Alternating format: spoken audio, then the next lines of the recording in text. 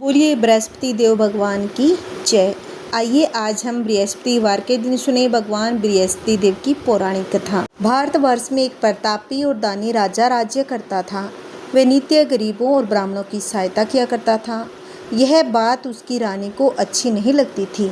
वह न ही गरीबों को दान देती, न ही भगवान का पूजन करती थी और राजा को भी दान देने से मना किया करती थी। एक दिन राजा शिकार खेलने वन को गए हुए थे तो रानी महल में अकेली थी। उसी समय बृहस्पति देव साधु वेश में राजा के महल में भिक्षा के लिए गए और भिक्षा मांगी तो रानी ने भिक्षा देने से इनकार किया और कहा, हे साधु महाराज, मैं तो दान पुण्य से तंग आ गई हूँ। मेरा पति सारा धन लुटाते रहते हैं। मेरी इच्छा है कि हमारा धन नष्ट हो जाए, फिर न ही रहेगा बांस और न बजेगी बांसुरी। साधु ने कहा कि देवी, तुम तो बड़ी विचित्र हो। धन संतान तो सभी चाहते हैं, पुत्र और लक्ष्मी तो पापी के घर भी होने चाहिए। यदि तुम्हारे पास अधिक धन है तो भूखों को भोजन दो, प्यासों के लिए प्याऊ बनवाओ, मुसाफिरों के लिए धर्मशालाएं खुलवाओ। जो निर्धन अपनी कुंवारी कन्याओं का विवाह नहीं कर सकते, उनका विवाह करवा दो। ऐसे और कई काम हैं जिनके करने से तुम्हारा यश लोक परलोक में फैलेगा। परंतु रानी पर उपदेश का कोई प्रभाव न पड़ा। वह बोली, महाराज, आप मुझे कुछ न समझाएं। मैं ऐसा धन नहीं चाहती जो हर जगह बांटती फिरूं। साधु ने उत्तर दिया, यदि तुम्हारी ऐसी इच्छा है तो तथास्तु। तुम ऐसा करना कि बृहस्पतिवार को घर लीपकर पीली मिट्टी से अपना सिर धोकर स्नान करना, भट्टी चढ़ाकर कपड़े धोना। ऐसा करने से आपका सारा धन नष्ट हो जाएगा। इतना कहकर वह साधु महाराज वहाँ से आलोप हो गए। साधु के अनुसार कही बातों को पूरा करते हुए रानी को केवल 3 बृहस्पतिवार ही बीते थे कि उसकी समस्त धन संपत्ति नष्ट हो गई। भोजन के लिए राजा का परिवार तरसने लगा। तब एक दिन राजा ने रानी से बोला कि हे रानी, तुम यहीं रहो, मैं दूसरे देश को जाता हूँ, क्योंकि यहाँ पर सभी लोग मुझे जानते हैं, इसीलिए मैं कोई छोटा कार्य नहीं कर सकता। ऐसा कहकर राजा प्रदेश को चला गया। वहाँ वह जंगल से लकड़ी काट कर लाता और शहर में बेचता। इस तरह वह अपना जीवन व्यतीत करने लगा। इधर राजा के प्रदेश जाते ही रानी और दासी दुखी रहने लगी। एक बार जब रानी और दासी को 7 दिन तक बिना भोजन के रहना पड़ा तो रानी ने अपनी दासी से कहा कि हे दासी, पास ही के नगर में मेरी बहन रहती है, वह बड़ी धनवान है, तो उसके पास जा और कुछ ले आ ताकि थोड़ी गुजर बसर हो जाए। दासी रानी की बहन के पास गई। उस दिन गुरुवार का दिन था। रानी की बहन उस समय बृहस्पतिवार व्रत की कथा सुन रही थी। दासी ने रानी की बहन को अपनी रानी का संदेश दिया, लेकिन रानी की बड़ी बहन ने कोई उत्तर नहीं दिया। जब दासी को रानी की बहन से कोई उत्तर नहीं मिला तो वह बहुत ही दुखी हो गई। उसे क्रोध भी अधिक आया। दासी ने वापस आकर रानी को सारी बातें बता दी। सुनकर रानी ने अपने भाग्य को कोसा। उधर रानी की बहन ने सोचा कि मेरी बहन की दासी आई थी, परंतु मैं उससे नहीं बोली, इससे वह बहुत ही दुखी हुई होगी। कथा सुनकर पूजन समाप्त करके वह अपनी बहन के घर आई और कहने लगी, हे बहन, मैं बृहस्पतिवार का व्रत कर रही थी। तुम्हारी दासी मेरे घर आई थी, परंतु जब तक कथा होती है तब तक न तो उठते हैं और न ही बोलते हैं, इसीलिए मैं नहीं बोली। कहो दासी क्यों गई थी? रानी बोली, बहन, तुमसे क्या छुपाऊं, हमारे घर में खाने तक को अनाज नहीं था। ऐसा कहते कहते रानी की आंखें भर आई। उसने दासी समेत पिछले 7 दिनों से भूखे रहने तक की बात अपनी बहन को विस्तार पूर्वक सुना दी। रानी की बहन बोली, देखो बहन, भगवान बृहस्पति देव सबकी मनोकामना को पूर्ण करते हैं। देखो शायद तुम्हारे घर में अनाज रखा हो।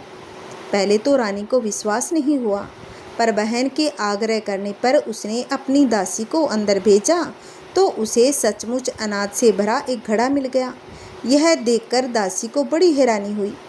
दासी रानी से कहने लगी, हे रानी, जब हमको भोजन नहीं मिलता तो हम व्रत ही तो करते थे, इसलिए क्यों न इससे व्रत और कथा की विधि पूछ ली जाए ताकि हम भी व्रत कर सकें। तब रानी ने अपनी बहन से बृहस्पतिवार व्रत के बारे में पूछा। उसकी बहन ने बताया कि बृहस्पतिवार के व्रत में चने की दाल और मुनक्का से विष्णु भगवान का केले की जड़ में पूजन करें तथा दीपक जलाएं, व्रत कथा सुने, पीला भोजन ही करें, इससे बृहस्पति देव प्रसन्न होते हैं। व्रत और पूजन की विधि बताकर रानी की बहन अपने घर लौट आई। 7 दिन के बाद जब गुरुवार आया तो रानी और दासी ने व्रत रखा। गुड़साल में जाकर चना और गुड़ लेकर आई।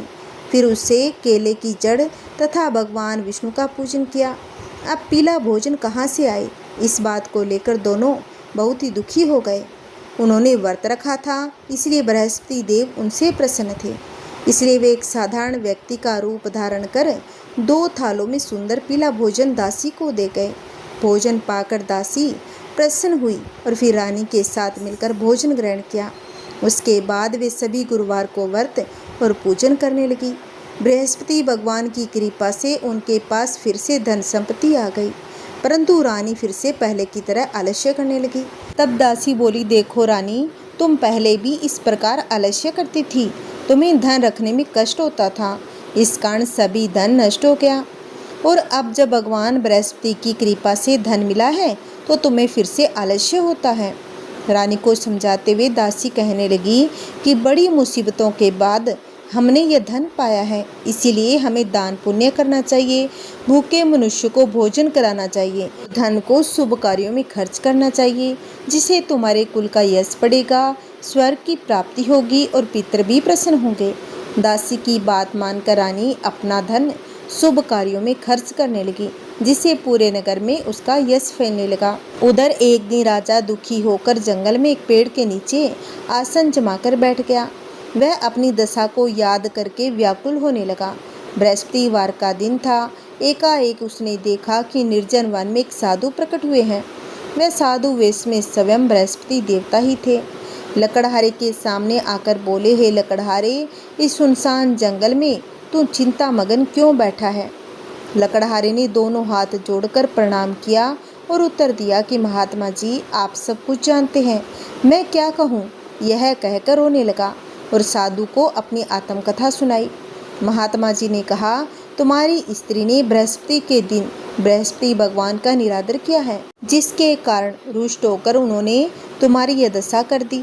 अब तुम चिंता को दूर करके मेरे कहने पर चलो तो तुम्हारे सब कष्ट दूर हो जाएंगे और भगवान पहले से भी अधिक संपत्ति देंगे। तुम बृहस्पति के दिन कथा किया करो, 2 पैसे के चने मुनक्का लाकर उसका प्रसाद बनाओ, शुद्ध जल से लोटे में शक्कर मिलाकर अमृत तैयार करो। कथा के बाद अपने सारे परिवार और सुनने वाले प्रेमियों में अमृत व प्रसाद बांटकर आप भी ग्रहण करो। ऐसा करने से भगवान तुम्हारी सब मनोकामनाएं पूरी करेंगे। साधु के ऐसे वचन सुनकर लकड़हारा बोला कि हे प्रभु, मुझे लकड़ी बेचकर इतना पैसा नहीं मिलता जिससे भोजन के उपरांत कुछ बचा सकूं। मैंने रात्रि में अपनी स्त्री को व्याकुल देखा है, मेरे पास कुछ भी नहीं जिससे मैं उसकी खबर मंगा सकूं, और मैं कौन सी कहानी सुनूं यह भी मुझे मालूम नहीं। साधु ने कहा, हे लकड़हारे, तुम किसी बात की चिंता मत करो।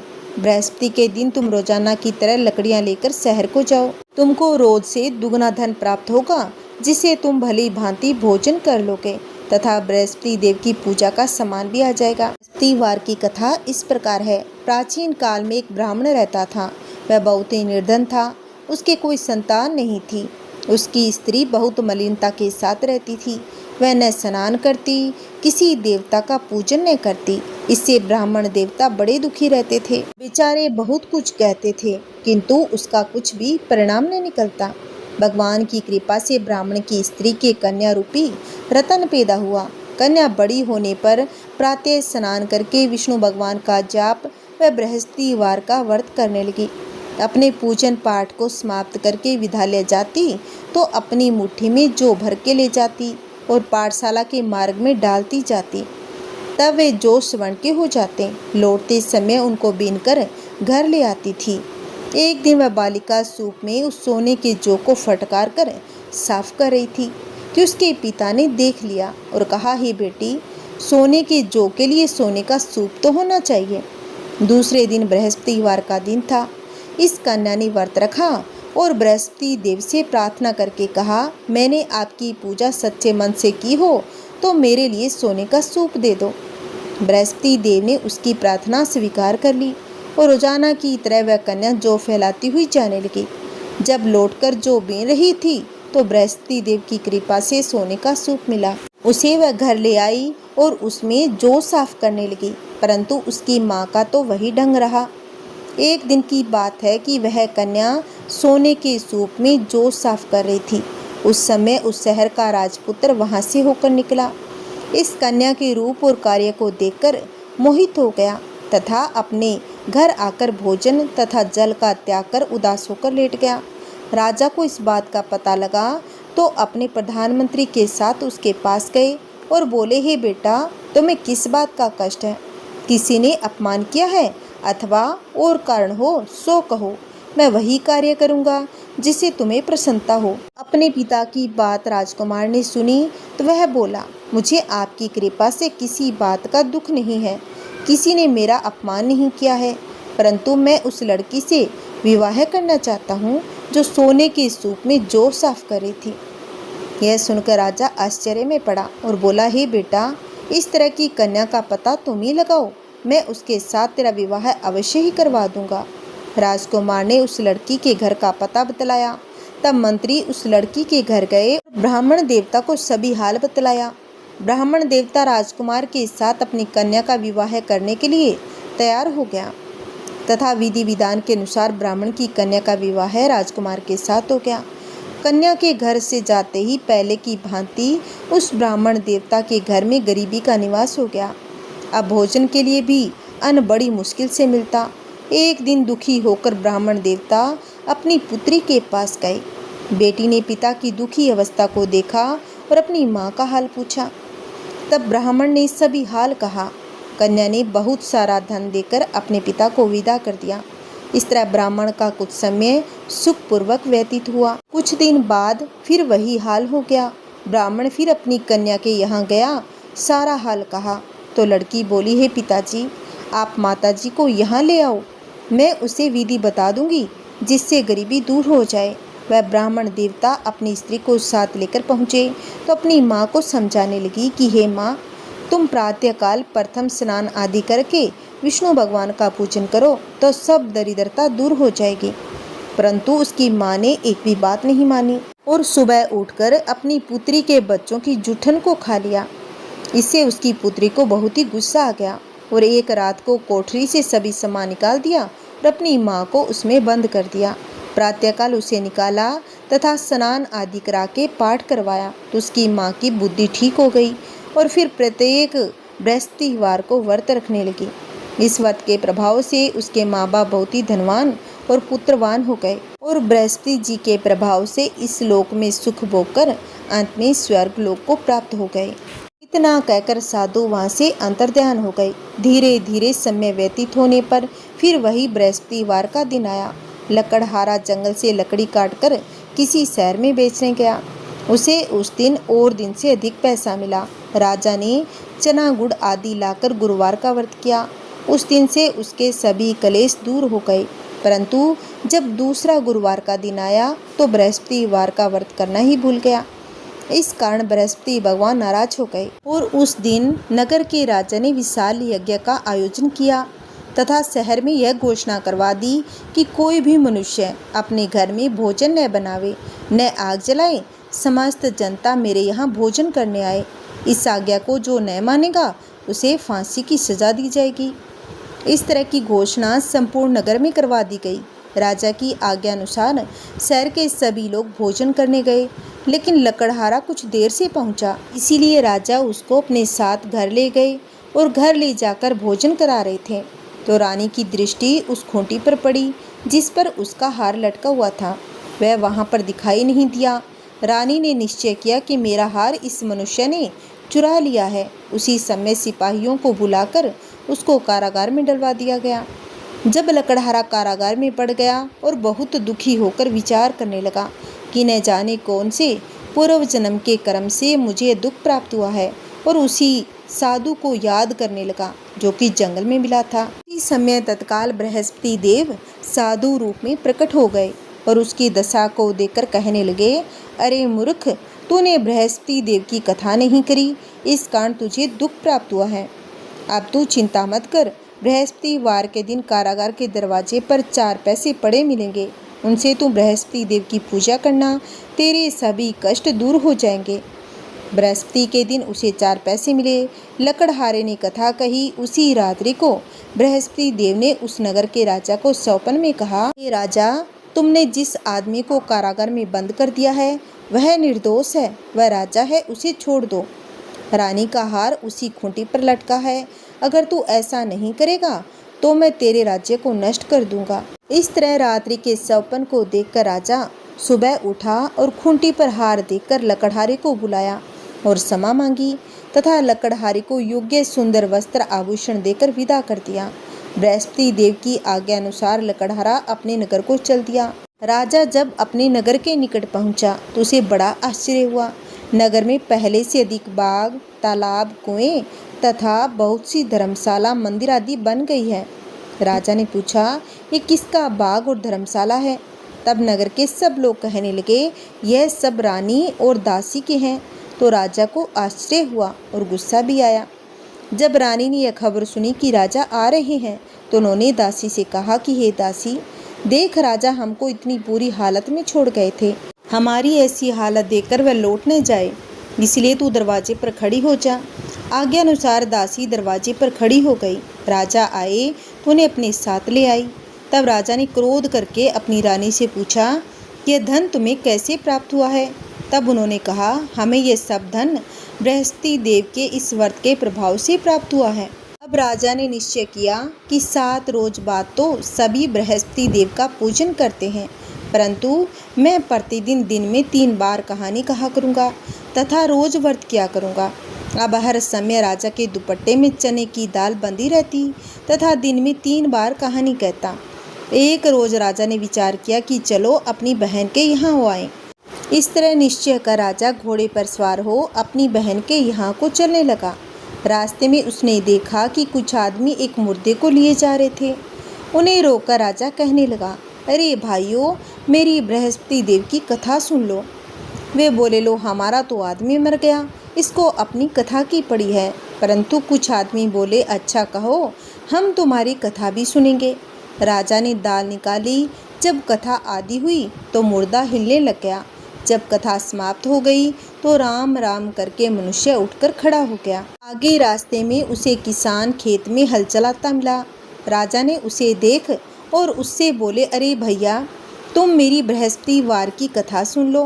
किसान बोला, जब तक मैं तेरी कथा सुनूंगा तब तक 4 हरया जोत लूँगा। जा अपनी कथा किसी और को सुनाना। इस तरह राजा आगे चलने लगा। राजा के हटते ही बेल पछाड़ खाकर गिर गया तथा किसान के पेट में बड़ी जोर से दर्द होने लगा। उस समय उसकी माँ रोटी लेकर आई। उसने जब यह देखा तो अपने पुत्र से सब हाल पूछा और बेटे ने सभी हाल कह दिया। तो बुढ़िया दौड़ी दौड़ी उस घुड़सवार के पास गई। उसे बोली कि मैं तेरी कथा सुनूंगी, तू अपनी कथा मेरे खेत में चलकर ही कहना। राजा ने बुढ़िया के खेत पर जाकर कथा कही, जिसके सुनते वह बेल उठकर खड़ा हो गया। राजा अपनी बहन के घर पहुंचा। बहन ने भाई की खूब मेहमानी की। दूसरे रोज प्रातः का राजा जगा तो वह देखने लगा कि सब लोग भोजन कर रहे हैं। राजा ने अपनी बहन से कहा, ऐसा कोई मनुष्य है जिसने भोजन न किया हो? मेरी बृहस्पतिवार की कथा सुन ले। बहन बोली, हे भाई, यह देश ऐसा है कि पहले यहाँ लोग भोजन करते हैं, बाद में अन्य काम करते हैं। अगर कोई पड़ोस में हो तो मैं देख आऊँ। ऐसा कहकर देखने चली गई, परंतु उसे कोई ऐसा व्यक्ति नहीं मिला जिसने भोजन न किया हो। अतः वह एक कुम्हार के घर गई जिसका लड़का बीमार था। उसे मालूम हुआ कि उसके यहाँ 3 रोज से किसी ने भोजन नहीं किया है। रानी ने अपने भाई की कथा सुनने के लिए कुम्हार से कहा। वह तैयार हो गया। राजा ने जाकर बृहस्पतिवार की कथा कही, जिसको सुनकर उसका लड़का एकदम ठीक हो गया। अब तो राजा की प्रशंसा होने लगी। एक रोज राजा ने अपनी बहन से कहा कि हे बहन, हम अपने घर को जाएंगे, तुम भी तैयार हो जाओ। राजा की बहन ने अपनी सास से कहा। सास ने कहा, हाँ चली जा, परंतु अपने लड़कों को मत ले जाना, क्योंकि तेरे भाई के कोई औलाद नहीं है। बहन ने अपने भाई से कहा कि हे भैया, मैं तो चलूँगी, पर कोई बालक नहीं जाएगा। राजा बोला, जब कोई बालक ही नहीं चलेगा तब तू क्या करेगी? बड़े दुखी मन से राजा अपने नगर को लौट आया। राजा ने अपनी रानी से कहा, हम निर्वंशी है, हमारा मुँह देखने का धर्म नहीं है और कुछ भोजन आदि नहीं किया।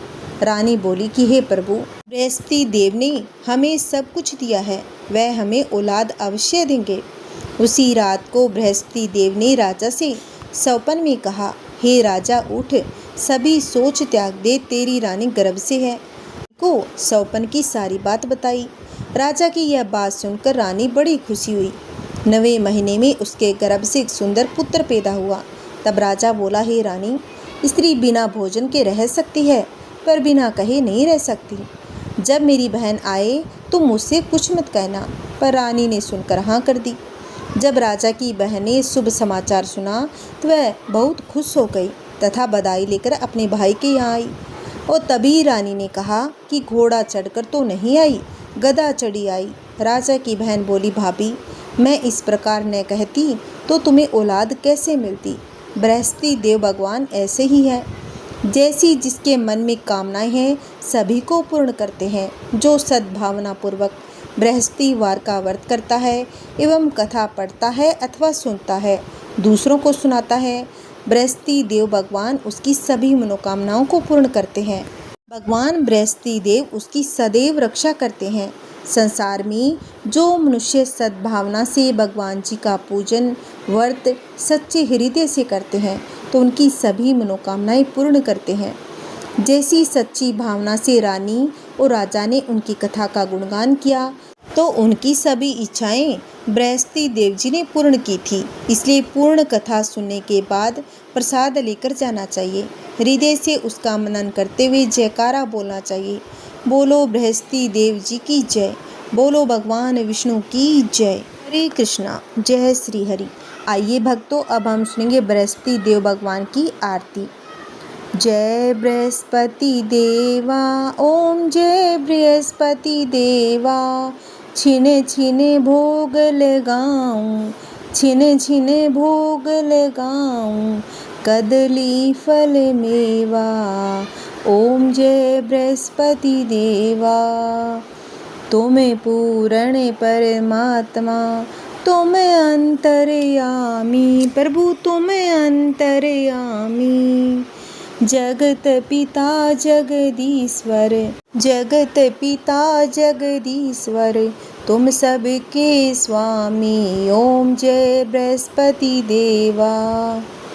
चरणामृत निज निर्मल, सब पातक हरता, प्रभु सब पातक हरता।